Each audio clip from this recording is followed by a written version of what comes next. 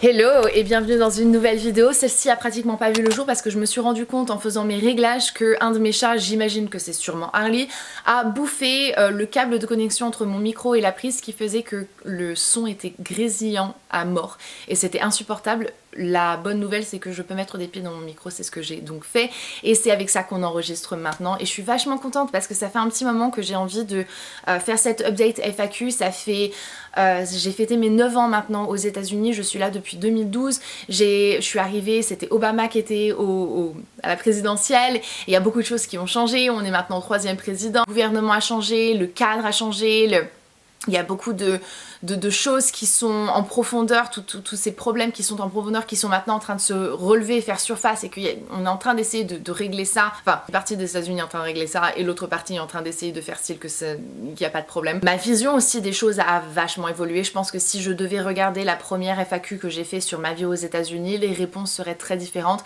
Je vais pas dire complètement différentes, mais mon opinion, ma perception, ma vision des choses a complètement changé et du coup c'est toujours très intéressant de refaire ces vidéos et de répondre à vos questions parce que les États-Unis est un pays qui me fascine, pas forcément pour les mêmes raisons on va dire selon la personne, et j'ai l'impression que plus le temps passe et ça fascine moins d'une façon un peu idéalisée, et vous savez le American Dream, maintenant on se rend un peu compte que c'est plutôt le American Nightmare. Donc bref, j'espère que cette vidéo va vous plaire et on va commencer avec la première question qui est: en quoi vivre aux États-Unis te ressemble plus que de vivre en France?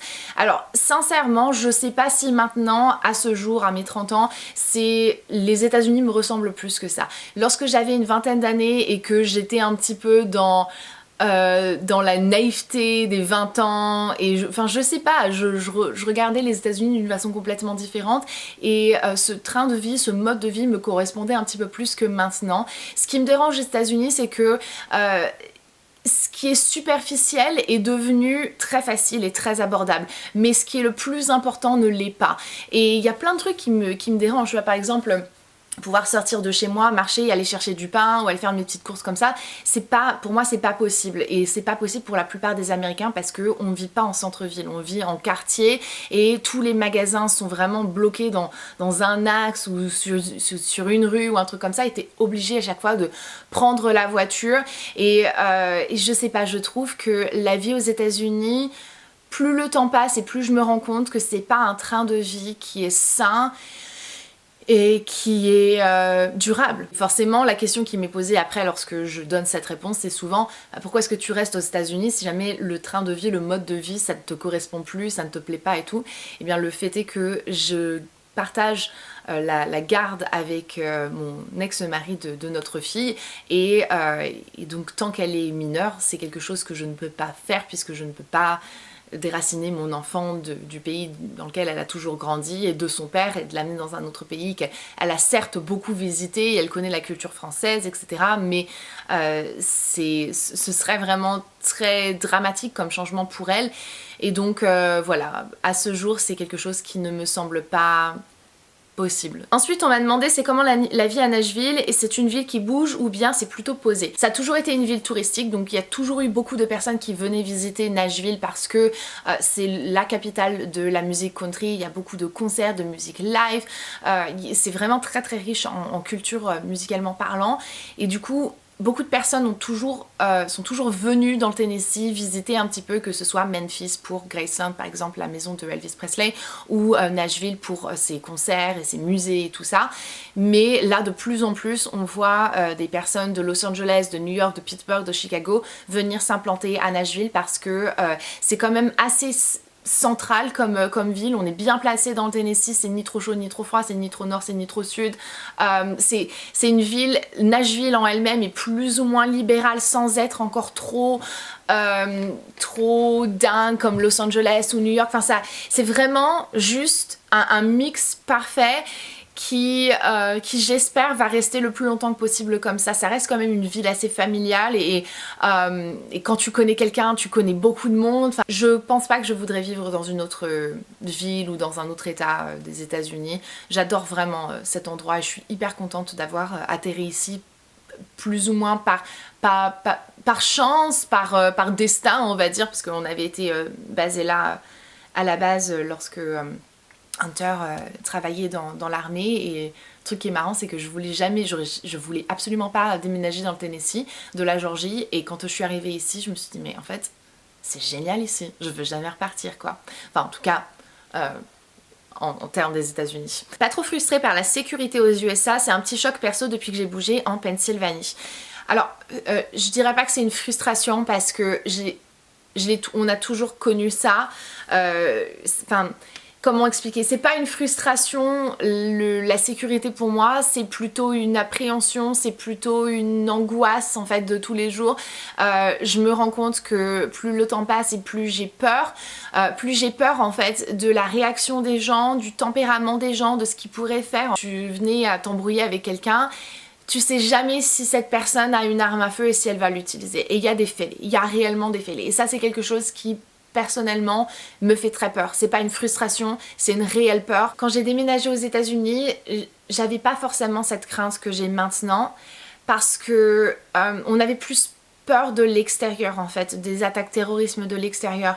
Maintenant j'ai peur de ces attaques de l'intérieur en fait et des Américains qui se bouffent entre eux et ouais, c'est plus une question de ça, de cette sécurité-là qui me fait peur et j'ai toujours peur d'un fêlé en fait qui rentre dans un magasin, dans un restaurant, dans une église, dans une école avec un flingue et ouais, c'est une peur qui est triste à dire mais qui fait partie de ma vie de tous les jours maintenant. La plus grande désillusion selon toi aux USA est la remise en question que tu as fait sur la France. La plus grande désillusion, c'est le fait, c'est l'American Dream en fait. L'American Dream n'existe que pour 1% de la population. Et pour le reste, c'est un cauchemar complètement. Je fais partie des personnes je fais pas partie du 1% des billionnaires, hein, des milliardaires, mais je fais partie des personnes qui ont quand même beaucoup de chance parce que j'ai la sécurité d'un job qui effectivement me paye quand même assez bien, etc. Donc je fais partie des chanceux. Mais j'ai plus cette désillusion de me dire l'American Dream est atteignable à absolument tout le monde parce qu'il ne l'est pas. Parce que si jamais tu n'as pas la bonne couleur de peau, si jamais tu n'as pas le bon background, si jamais tu n'as pas la bonne religion, si tu n'as pas le bon nom, si tu n'as pas... tu as moins facilement accès. Et moi, en tant que Française, femme blanche, bah, j'ai beaucoup plus d'avantages que... je sais pas, une femme noire ou une musulmane, ou peu importe. Et ça joue, et je pense que ça c'est la plus grande désillusion, c'est les gens qui se disent si jamais je pars aux États-Unis tout est possible, et en fait non, tout est pas réellement possible, et en tout cas pas si jamais tu ne rentres pas en fait dans le moule que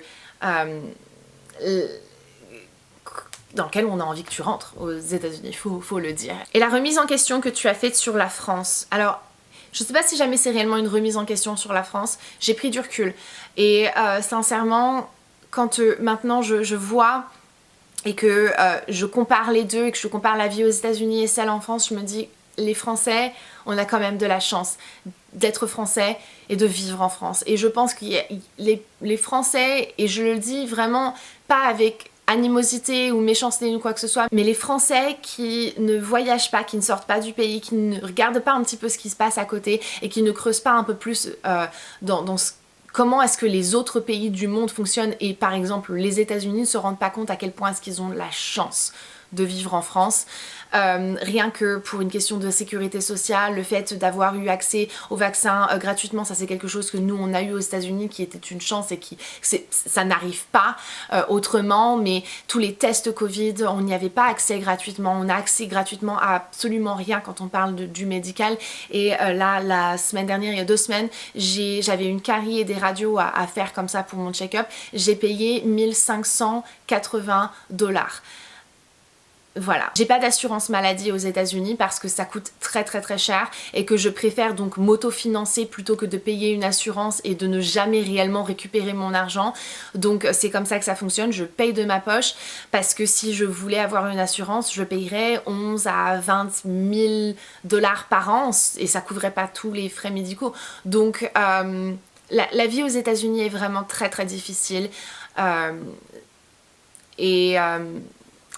et Et je me rendais pas compte de la chance que j'avais de vivre en France et des avantages qu'il y a d'être français. Comment vis-tu le fait d'être loin de ta famille, parents, frères, sœurs, etc. C'est quelque chose que maintenant avec le temps je m'y suis faite, je m'y suis habituée. C'est toujours très difficile et il y a des moments où c'est plus compliqué que d'autres et j'aimerais toujours pouvoir prendre la voiture et aller voir ma soeur ou mon frère ou mes parents et vraiment passer du temps avec eux parce que chaque minute qu'on n'est pas ensemble c'est du temps gaspillé. Pour moi c'est vraiment quelque chose qui est manqué mais le temps qu'on a donc ensemble c'est du temps que on en profite encore plus et j'ai l'impression que ça nous permet aussi d'avoir des relations qui sont encore plus fortes et encore plus proches parce qu'on se rend compte de la difficulté que c'est de pas être ensemble quotidiennement. Enfin, je sais pas comment vous expliquer, mais avec la distance et avec le manque, tu te rends compte à quel point est-ce que ces personnes-là, tu les aimes vraiment et du coup, j'apprécie même ce manque parce que ça me permet d'apprécier les moments encore plus quand je les ai avec eux. Aimerais-tu découvrir un nouvel état, y déménager? Découvrir absolument, y déménager non, comme je vous ai dit en début de vidéo, c'est pas quelque chose qui m'intéresse. J'adore le Tennessee, j'adore la périphérie de Nashville. J'ai bien évidemment envie de visiter tous les états des États-Unis, j'en ai fait une dizaine, mais déménager autre part, ça m'intéresse pas. Regrettes-tu d'avoir déménagé aux États-Unis? Régulièrement, j'ai ce petit moment où je me dis ah punaise, je serais quand même venue en France. Et c'est un sentiment, je peux pas regretter parce que j'aime pas vivre dans le regret. C'est fait en fait. Je vis là et j'ai pas envie de penser à ça et de regarder la chose d'une façon négativement. Donc je le regrette pas, mais j'ai hâte de pouvoir revenir en France un jour. Donne un point positif et un négatif sur la vie aux États-Unis. Alors le point positif, je dirais que c'est que on a la possibilité de créer son entreprise peut-être plus facilement, c'est plus facile et on est moins taxé. Après, on n'a pas de sécurité sociale aussi, donc bon, ben j'ai envie de te dire, ça va un peu les mains dans la main.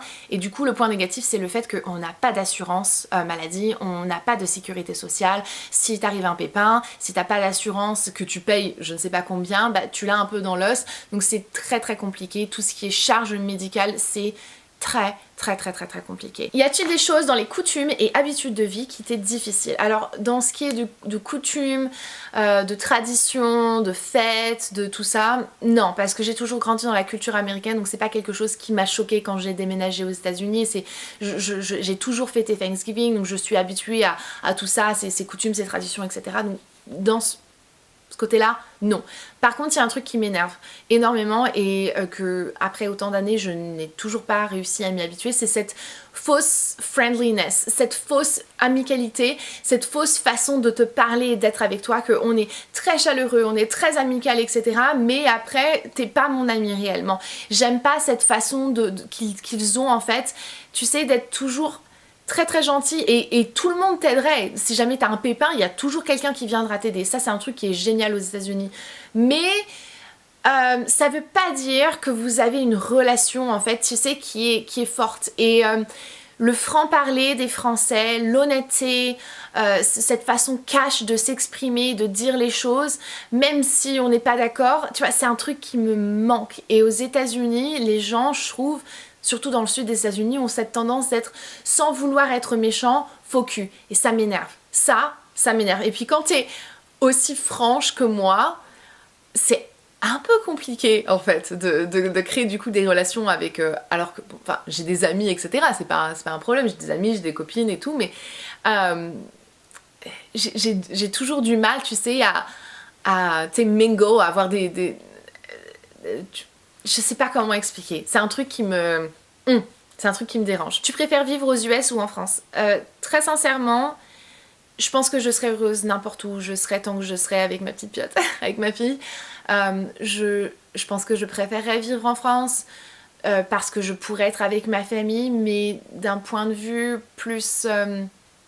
j'aime tellement mon anonymat en fait aux États-Unis, j'aime tellement le fait que je peux vivre YouTube et ma vie personnelle sont deux choses complètement séparées et c'est quelque chose, c'est pas les États-Unis qui rend cette chose possibilité, c'est la barrière de la langue qui rend ça possible pour moi et qui fait que j'arrive à être complètement séparée et j'ai toujours eu cette peur que le monde de YouTube me rattrape dans ma vie personnelle si j'étais en France et ouais, non, y aurait tellement d'avantages à vivre en France, enfin t'imagines, je me rends compte qu'il y aurait tellement d'avantages de vivre en France, mais cet inconvénient de ne pas avoir mon anonymat, je pense me dérangerait trop. Donc à ce jour, pour cette raison, je préfère vivre aux États-Unis. Qu'est-ce qui te retient aux US si tu préfères la vie en France? Le fait que c'est bien plus safe, etc. Ma fille, comme je vous l'ai dit en début de vidéo, je peux pas déraciner ma fille. Le coût de la vie est-il plus onéreux qu'en France? Oui, tout est beaucoup plus cher. Tout ce qui est superficiel, les moins. C'est-à-dire, par exemple, les fringues, si tu as envie de te faire une manucure, ou un peu le maquillage, les trucs comme ça a toujours été beaucoup moins cher aux États-Unis. Par contre, tout ce qui est très important, la nourriture, fruits et légumes, le dentiste, le médecin, les assurances, tous ces trucs-là sont beaucoup plus chers. Les écoles, l'éducation en général, beaucoup plus cher. Comment ça se passe pour voir un médecin? Alors c'est très compliqué et avec Covid ça a rendu la tâche encore plus difficile. C'est-à-dire que moi la dernière fois que j'ai été à mon cabinet de médecin pour faire mon petit check-up annuel, tension, prise de sang, machin bidule, etc. J'avais pris mon rendez-vous un mois en avance pour voir mon médecin.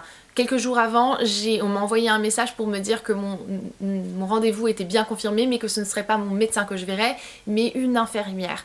Je suis arrivée donc au cabinet, j'ai payé d'entrée de jeu 125 $ avant de voir n'importe qui. J'ai pas d'assurance, donc c'est comme ça que ça fonctionne. Quand t'as pas d'assurance, tu dois payer avant de voir le docteur. Donc je paye mes 125, j'attends, je vois l'infirmière, c'est pas le docteur que j'ai vu, c'était l'infirmière. Elle me regarde un petit peu, elle fait le check-up, elle se rend compte que j'ai une infection, une otite. Il me donne un shot de stéroïdes et une prescription qui est envoyée directement, je n'ai rien physiquement, qui est envoyée directement à la pharmacie. Et ensuite je pars dans le côté laboratoire du cabinet de médecin où je fais la prise de sang qui est en fait prise par un laboratoire qui est indépendant du cabinet et qui donc m'enverra une facture de 400, combien? 435 $ pour avoir fait mon check-up de regarder mes globules blancs, mes globules rouges, mon fer, mes vitamines, mes machins, mes bidules, etc. Cette facture je l'ai reçue quelques semaines après. Et donc voilà, ça c'est comme ça que ça se passe chez le docteur pour faire une routine check-up de voir si jamais je suis en parfaite santé. Ça m'est revenu à pratiquement 600 $. Te sens-tu plus américaine ou française ou les deux 50-50? Pour moi je suis 50-50, je me sens pas américaine quand je suis aux États-Unis, je me sens pas française quand je suis en France, donc voilà. Es-tu satisfaite du système scolaire américain? Non, et c'est pour ça que ma fille n'est donc pas dans une école publique. Elle a toujours été dans une école privée depuis le début parce que de toute manière, tout ce qui est petite maternelle, c'est pas obligatoire et donc si tu veux les mettre en maternelle, tu dois aller dans un système privé et donc payer. C'est entre 6 000 et 12 000, ça peut être plus, dollars par an. C'est très très cher. Tout ce qui est après forcément le lycée est payant et dans un cadre public il y a beaucoup d'élèves pour très peu de professeurs. Ma fille est hyper active donc je fais le choix de payer une école privée pour ma fille parce que c'est le meilleur cadre pour elle et pour être sûre qu'elle puisse avancer le mieux possible dans son éducation. Donc non, je suis pas satisfaite du système scolaire américain, mais on a la possibilité d'avoir quand même avec finance, d'avoir accès à des très très bonnes écoles et ma fille a une prof qui est géniale et donc voilà. Les fruits et les légumes sont vraiment plus chers, oui. Tu penses vivre aux États-Unis toute ta vie? Non. Le truc moins cher aux US qu'en France, les fringues. La plupart du temps, fringues, chaussures et tout ça. Pourquoi l'Amérique fait-elle rêver autant? Je pense que ce sont les films qui nous ont vendu un cliché des États-Unis qui est bien loin de la réalité. Donc voilà, le vieux Hollywood fait rêver, mais la réalité c'est pas du tout ça. Pourquoi n'y a-t-il que 2 partis politiques aux USA? En fait, il n'y en a pas que 2. Il y en a techniquement plus que ça. Il y en a, on va dire, réellement 3. Les démocrates, les républicains et les indépendants. Peux-tu nous expliquer le rapport qu'ont les Américains avec leurs armes? Ils me font un peu peur. Alors, le droit du port de l'arme, ça fait partie de la Constitution. C'est un droit qui a été donné il y a des centaines d'années de ça, pour que les gens puissent se protéger contre les bandits et machin, puisque à la base, il n'y avait pas de police. La police a été créée au début pour plus ou moins surveiller les populations noires, et ensuite ça a évolué et c'est devenu la police telle qu'on la connaît maintenant. Mais du coup, c'est pour ça que les Américains sont aussi attachés à leurs armes, parce que ça fait partie de leurs droits, ça fait partie de la Constitution, et que selon eux, de retirer ce droit, ce serait de leur retirer la liberté. Voilà, entre autres. C'est ça, ce rapport. Je sais pas pourquoi, après je pense que c'est une question de fétiche ou de Big Dick Contest. Le gars qui a vraiment envie de se sentir puissant parce que il a une arme à feu, ça lui permet de... Les grosses voitures, les armes à feu et je sais pas quoi d'autre. Tu sais, c'est... Pour moi, c'est vraiment du Big Dick Contest. Y a-t-il des impôts en Amérique? Alors, je ne peux pas parler pour toutes les Amériques, puisque je ne sais pas exactement comment est-ce que ça se passe dans, par exemple, l'Amérique du Sud. Y a-t-il des pays où ils ne payent pas d'impôts? Je ne sais pas. Mais pour ce qui est des États-Unis, qui est donc dans l'Amérique du Nord, il y a des impôts. Oui, oui, il y a des impôts, t'inquiète pas. Bon, sauf si jamais t'es Jeff Bezos et Elon Musk, évidemment. Si tu devais convaincre une personne de vivre aux États-Unis, tu leur dirais quoi? Alors, si je devais convaincre une personne, j'imagine que ce serait donc une personne de mon entourage, et l'argument principal serait donc que je suis aux États-Unis et que viens chez moi, tu peux habiter chez une copine. Mais sinon, je n'essaierai jamais de convaincre quelqu'un de venir vivre aux États-Unis, parce que c'est une vie qui est très difficile ici, et que je pense que si tu viens en plus de la France, reste-y. Tu y es bien. Comment se passe la transition entre Trump et Biden? On n'entend pas beaucoup parler ici, tant mieux pour vous. Ici c'est un sujet de tous les jours. Hein. Donc la transition, ben ça a été compliqué, ça l'est toujours puisqu'il n'y en a pas réellement eu, il n'y a pas eu de...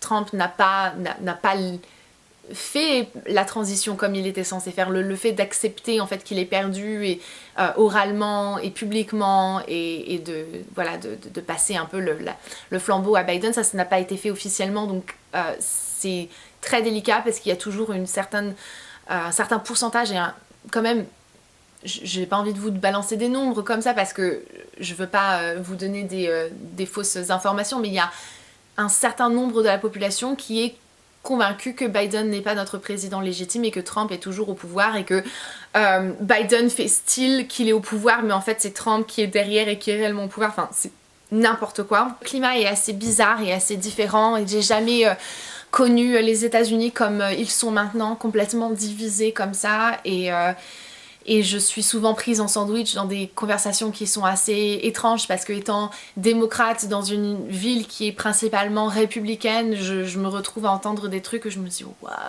c'est quand même tiré par les cheveux ce que tu es en train de dire là. Et les médias républicains, conservateurs ont tendance à vraiment alimenter tout ça et à refuser de laisser les Américains passer à autre chose. On est continuellement en train de rabâcher les mêmes trucs et on n'est pas en train de parler des trucs qui sont réellement importants, du réchauffement climatique qui est plus qu'imminent en fait, du fait qu'on a besoin de voir une justice pour ce qui s'est passé pour le 6 janvier. Plein d'autres trucs comme ça qui sont vraiment des sujets dont on a besoin de parler et que les gens refusent de parler de ces sujets parce qu'ils sont pris à parler de d'autres conneries quoi. Donc voilà. En tant que femme, tu te sens plus en sécurité en France ou aux États-Unis? Alors la réalité c'est que je me sens plus en sécurité en tant que femme aux États-Unis qu'en France. Je ne me suis jamais faite, et peut-être que c'est parce que je vis dans le sud des États-Unis, que je vis dans une ville qui est quand même... Clarksville à la base est une ville qui est très familiale. Ce sont des familles qui plus ou moins dirigent, contrôlent la ville et tout ça. Et donc je me suis jamais faite accoster dans la rue, je me suis jamais faite, tu sais, tu marches et tu te fais siffler ou des trucs comme ça. Je me suis jamais sentie... tu vois, mal à l'aise de ce point de vue-là. Pour moi, ça c'est mon vécu. Et en France, dans la ville où moi j'ai grandi, j'avais 13 ans, je me baladais avec ma copine et on se faisait klaxonner par des camionneurs qui avaient 45 ans. Donc, ouais, ça c'est ma relation, Ouais, c'est comme ça que je le vis. Les maisons sont-elles vraiment moins chères aux États-Unis? Oui, puisque la construction n'est pas du tout faite de la même façon et que les matériaux, en règle générale, sont moins durables, puisque ce sont principalement des maisons faites en bois plutôt qu'en briques. Donc oui, c'est moins cher. Comment décrirais-tu la mentalité américaine? C'est quelque chose qui est bien trop compliqué en fait, parce que les Américains, les États-Unis, c'est un gros melting pot et je trouve pas ça cool en fait de remettre tout le monde un petit peu sous le même truc alors que tout le monde est complètement différent. Après, je pense que les gens, quand on parle d'Américains, on imagine souvent l'homme blanc assez fort, tu sais, avec son chapeau de cow-boy, et c'est comme ça qu'on imagine l'Américain. Ce sont pas des personnes qui fondamentalement ont envie de faire du mal. C'est juste qu'ils sont persuadés avoir la vérité et que tout le reste du monde a tort. Et moi souvent, je ressens beaucoup de peine en fait pour certaines personnes que je peux côtoyer comme ça, que j'ai l'impression qu'ils ne sont pas connectés avec la réalité du monde.